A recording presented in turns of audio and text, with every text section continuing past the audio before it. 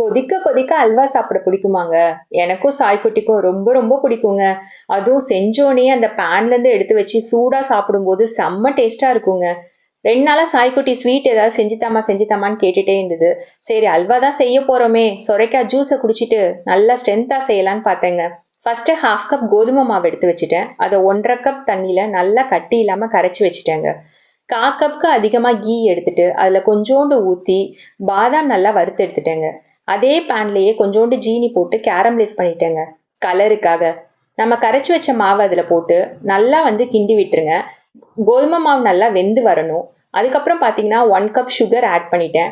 Add பண்ணிட்டு, அல்வாவ பொறுத்தவரைக்கும் சிம்ல வச்சு, அப்பப்ப நெய் ஊத்தி ஊத்தி, கைவிடாம கிண்டிட்டே இருக்கணுங்க. நல்லா கிண்டிட்டே இருக்கும்போது, அது அப்படியே அந்த பேன்ல படாம, நல்லா சுருண்டு வரும் பாருங்க.